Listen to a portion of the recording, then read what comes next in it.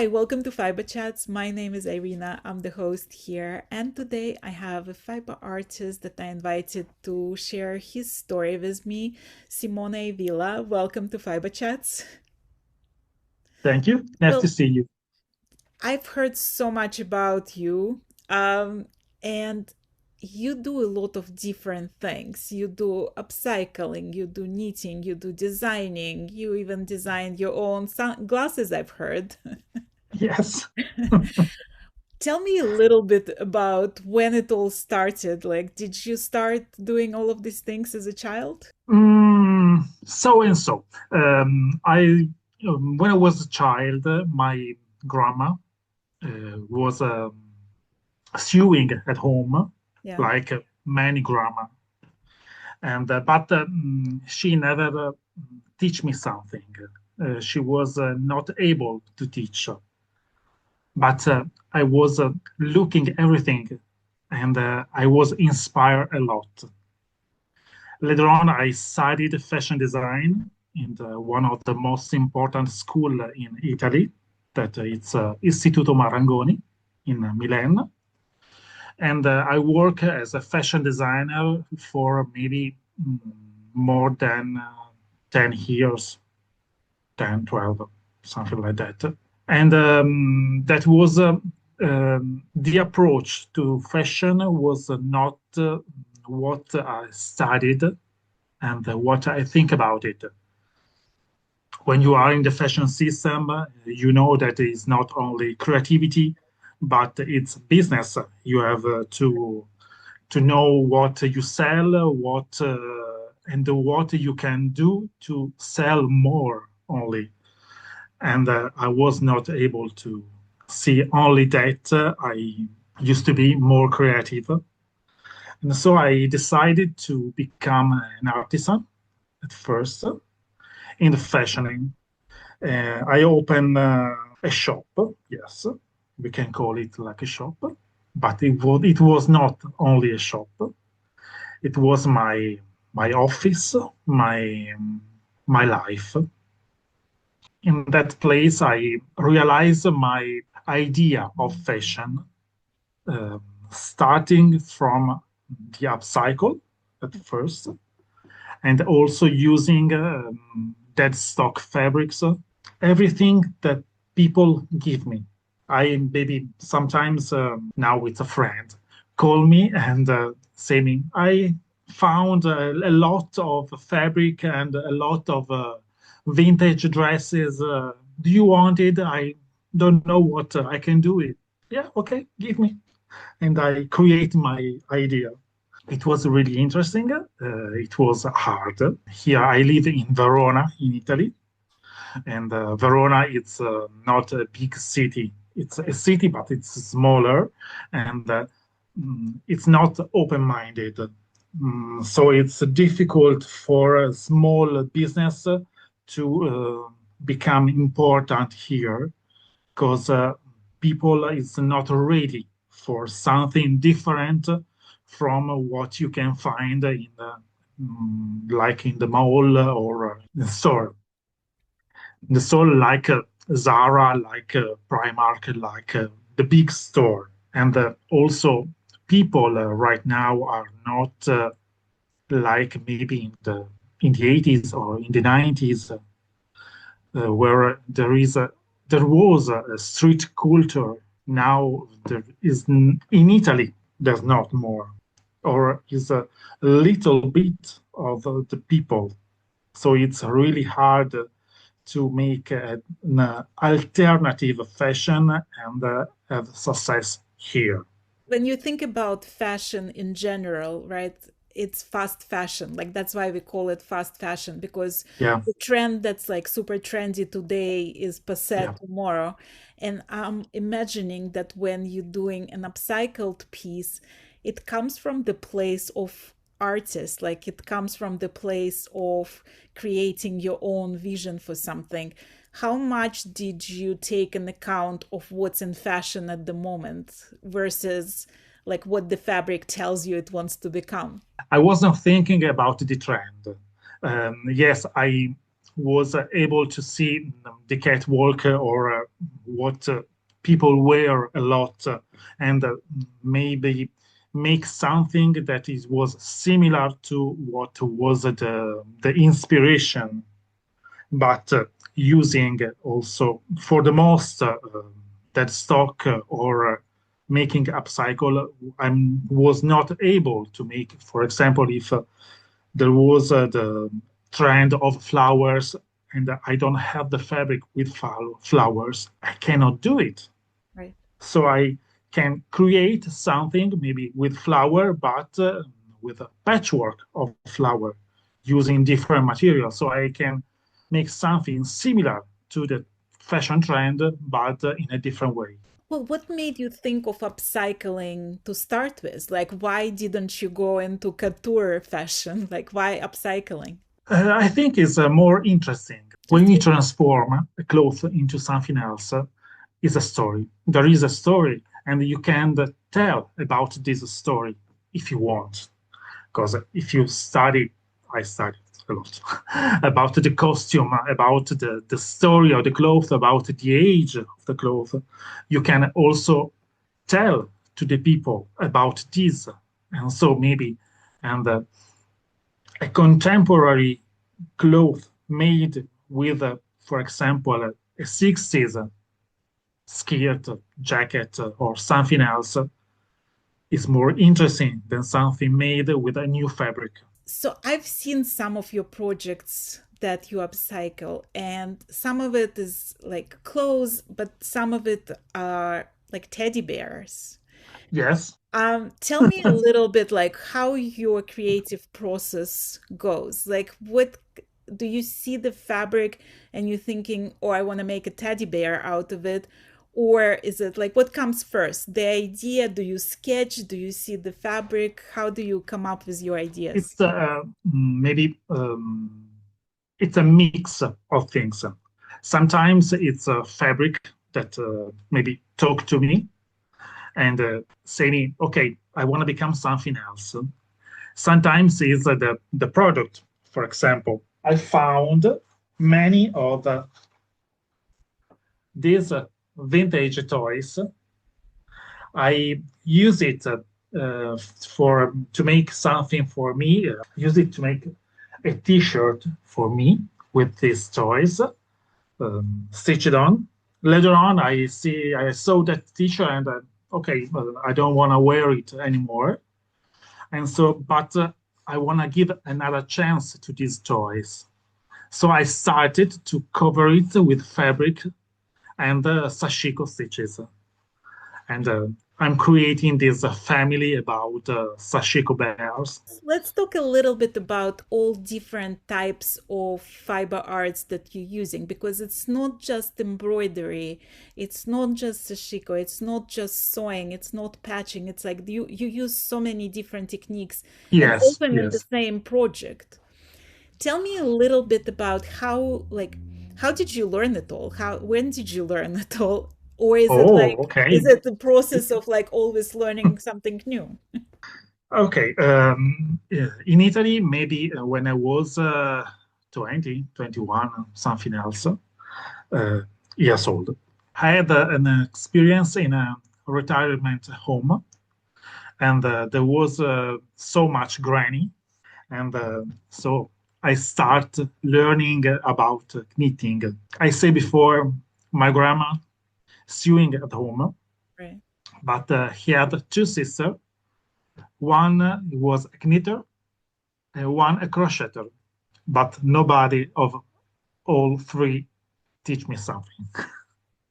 About 19 was in this retirement home, and I learned only garter stitch for the first. I had a blanket, scarf, and scarf and other scarf and on garter stitch for years.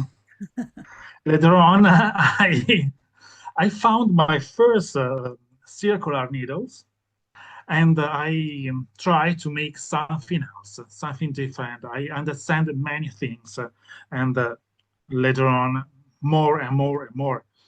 That was I was 20, now I'm 50. So in 30 years, I learned many about the embroidery. It was started during my the years were in my shops. I closed the shop in the 2018, and during these years, there was a man who come back every maybe 6 months. He say me, "Can you mending my jacket only with hand stitching like this, like this, like this?" Okay, it's strange, but okay. One time, two time, the third time, but what is this? This is Sashiko. Oh, he was a man, half Italian and half Japanese. And so he knows about it, and he knows about the story of the Sashiko. And I learn Sashiko about myself, and pleased to this person. And about the embroidery, I start embroidery alone. One day, a friend called me. I have a stock of many products, of many materials of my grandma. She was not almost with us, and I can give it to you. Mhm. Yes, okay.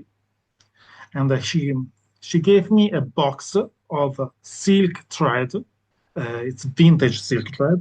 I never seen before, and I never used for sewing project because silk it's not able. And a day, okay, I'm here. I don't know what I can do. It's my lunch time. Okay, I can try embroidery. And this opened my mind because everything changed from that day. This is my first embroidery work with Oh, that it's like silk. when I look at it, I can't imagine that this is somebody's first project. Like you were probably an embroiderer in your past life or something. That's beautiful. And everything is silk. I use also a recycled material on the back. I don't know what is it, but maybe cotton. Yes.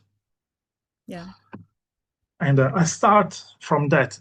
I learn about embroidery like a form of mindful for the first because it was my lunchtime and only for use the time I have and I don't want to go home and I want to stay there but I don't want to work and so like that and I understand that you can embroidery. Okay, you can embroidery using the stitches of the embroidery if you want to make a flower, or if you want to make a French knot or a chain stitch and others. But you can only make it like an art without any. Knowledge of stitches. Yes, Well, how did you learn though? Because like it's easy to say that you can make it into art without any previous knowledge, but how did you learn how to do it? I Just don't know. because you saw your grandmother sewing, you sort of knew how it done. Yes, when I studied fashion design, we also studied about sewing, about the construction of the garment, and using a sewing machine. So, and also sew by hand. So something I understand or I learned during my college. So, but it was a little instead of what I can do right now. I also, for example, I bought a book about crochet. I never keep a crochet hook in my hand. I learn Well, only okay, on the like you know book. what, when I'm talking to other fiber artists, right? Like there are people who primarily knit or they know how to crochet maybe something, like they might know well how to crochet, but they say like I'm a knitter who crochets. You have people who, love to do embroidery, so they say I'm embroidery artist, but like I also know how to knit. When you describe yourself to a new person that you just met, who are you? Like, This is the difficult and the most difficult answer. I'm a knitter and also I'm an embroidery artist. I'm both. I cannot decide. I'm letting go crochet in this moment because I can teach it and maybe in the first level. So uh, I can use a hook, I can make crochet and chain, the same. But I'm not interested to make other things in crochet. I'm more interested about embroidery and knitting. when you talk about, being a fashion designer, it's it's one thing to just like create an item, right? A unique item. So you started this interview with saying that you had this drive to create something unique, like one of the time things. And then you go and you're becoming a knitwear designer where you publish patterns for other people to follow. Um, Connect the dots for me. How did this decision come to be? I never letting go my sewing part. And also now I have many order for some people to create for them projects with fabrics. I maybe some tops, a trouser, and some cases for circular needles. I'm complicated. Well, I guess that's the beauty of being a I full-time cannot artist. I cannot choose. I like textile in all of them different um, types. I like fabrics. I like thread and yarn. It's a little bit different. I can decide what I want to use for the most. I'm also studying right now something else Is that a because I'm secret? no, I'm studied. I'm studying art therapy, and because I want to use my language, my art language, to help people to increase their mind, the soul, what they need. Well, when I'm thinking about being an artist, right, there is this image of starving artist because misunderstood, not appreciated, right? It's very hard to be creative, true to yourself, but also make a living. And this is not usually the question that people like to discuss, but is it hard to create a business, be a business person about it, have that business plan, and, you know, support yourself without losing your artistic integrity? Yes, it's already hard because for the most to make the my heart, I have to work, and like work, I teach what I can do. So I have many class. Tomorrow, for example, I close a course about crochet, and later on next week started another one about upcycle. I work also with babies in school, maybe for from 3 to 5 years old, and I teach them how to sew.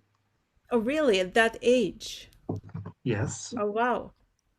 I'm working with maybe with cardboard shapes and with hole and using plastic needles Mhm. and maybe some yarn like acrylic yarn, something like that. So they sew on that and they are happy because they make something different and they also understand that the movement of the needle up and down in a hole, and it's really interesting to see what they can do and what can they see in what they do. Because sometimes also we work with fabrics. It depends on of which kind of class or courses that we create. And with fabric, babies pull the thread and the fabrics become like a stone or a ball or something else, or and decide, okay, this is my gun, this is my balloon, this is my magic power. Do you find like new ideas and new inspirations in teaching such young kids? Yes, with I start before with teaching to young kids, then to the adults. Or maybe I learn how to teach better to the adult after I have taught it to the babies, because babies have not the idea of what they are doing. So everything is possibilities. Everything is good. Everything is okay. Right. Okay, I made something. Yeah, it's not oh fabulous, but I made it. Adult starts with the idea that the result is the most important thing you have to do. So they start, for example, with some hard project, and they don't understand why they are not able to make it. For example, I have a course, private course with a lady, and she want to try to make something like a lace knitting, and but was the first time with a circular needle, and also it was the first time with lace, and also the first time with the other things. Okay, she was not able to do it. Instead, she make a top-down sweater, easy, more suitable to her skills, Right. and it was really happy. But sometimes arrive an adult with the idea to make what I can work, what I can do, or what I can show. Because when you create a course, you have to use a picture of what they can do, but not everybody can do. Because if you start that you are improve on something, you can do something more.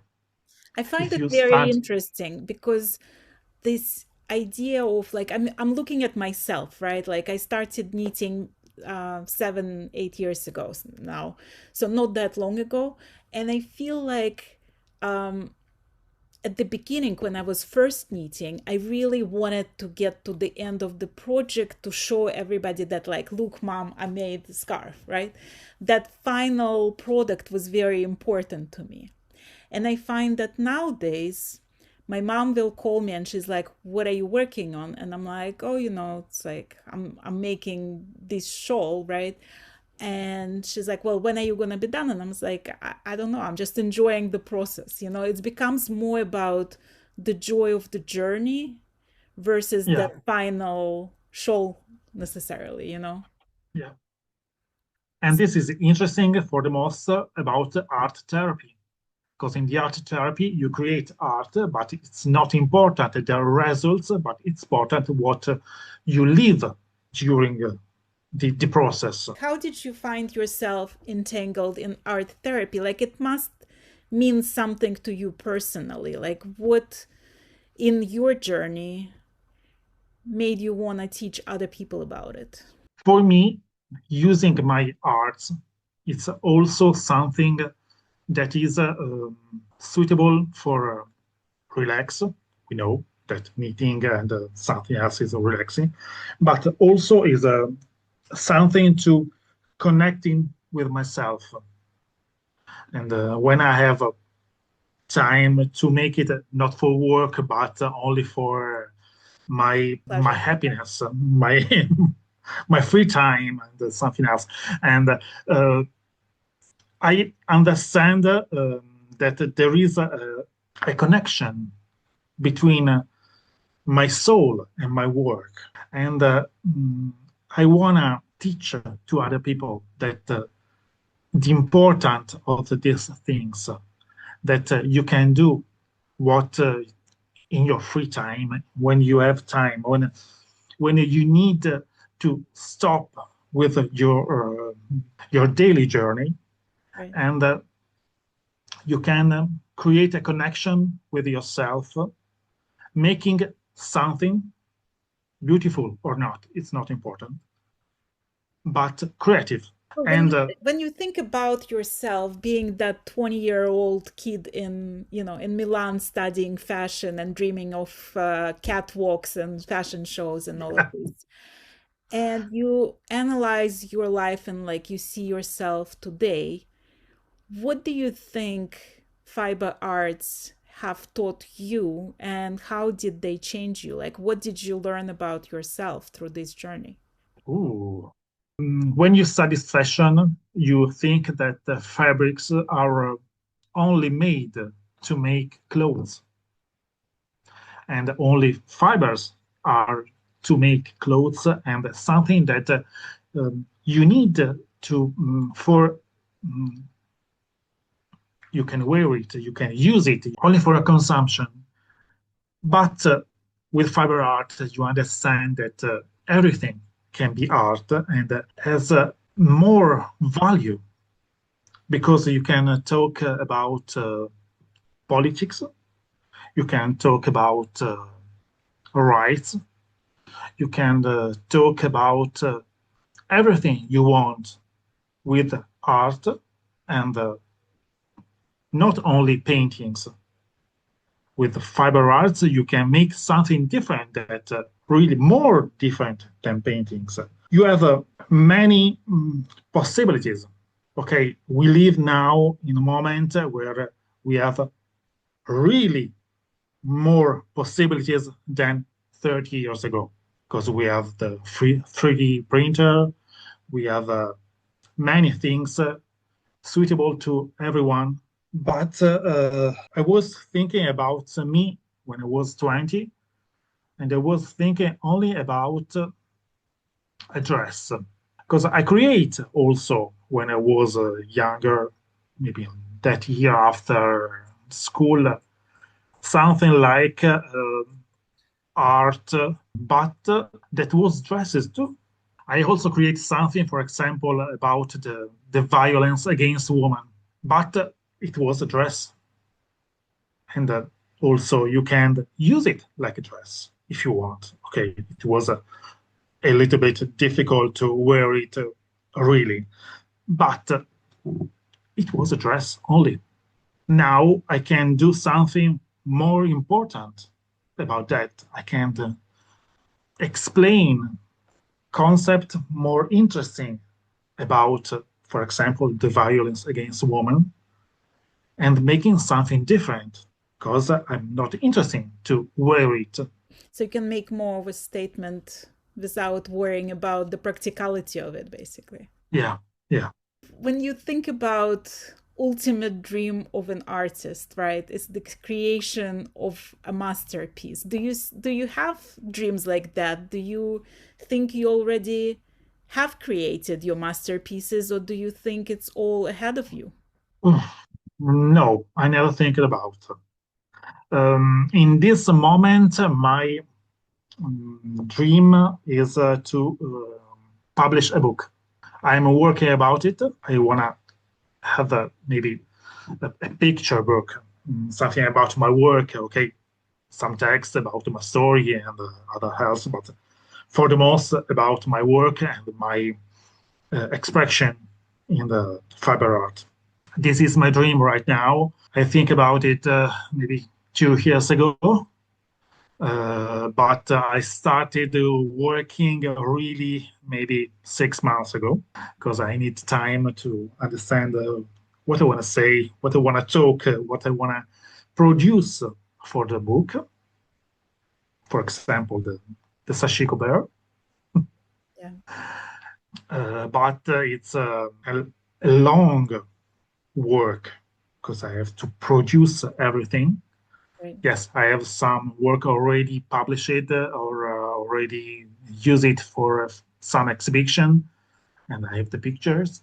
But I need something new. I need something more interesting, more with a more connection with what I am today.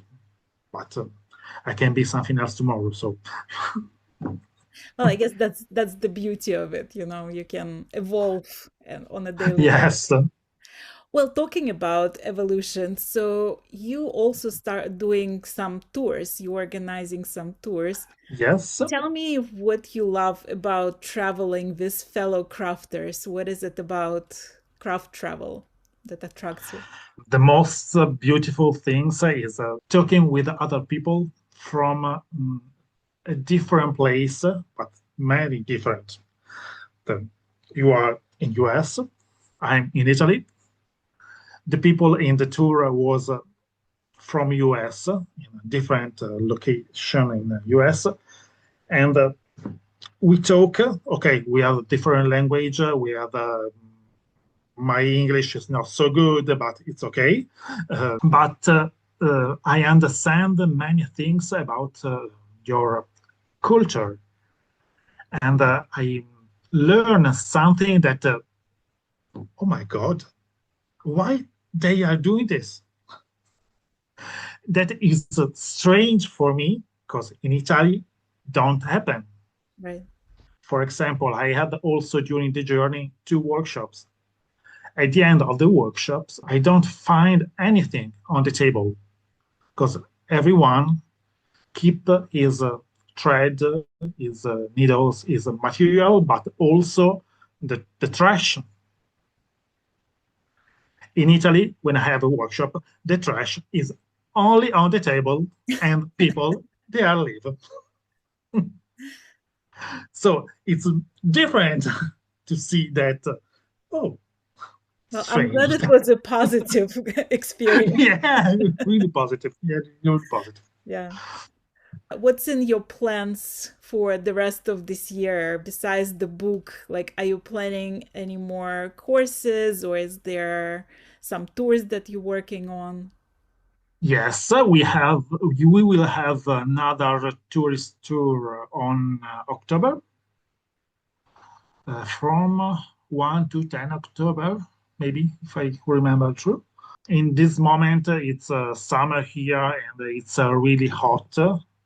Also, in these days, there are maybe if calculated right from Celsius to Fahrenheit, because you are in Celsius, there are 35, maybe in Fahrenheit, 95 Right. degree, and it's really hot. So maybe people prefer to go to the lake or to the beach or something else than close in a room and learn something. So during the summer, usually I work with childs, maybe in the garden or something like that. And yes, I have some courses like the one of Upcycle started next week, and it's for 2 months. And but it's a big project with many different types of SEO skills. I have some other projects for this summer, but for the most of the courses starts from September. Uh, Well, I'm hoping one day our path will cross and we'll get to meet somewhere. I would love to spend some time you teaching mending or something interesting like that. yes. That would be lovely. But thank you so very much, Simone, for being my guest today. I really enjoy getting to know you and getting to know your journey. Thank you so much.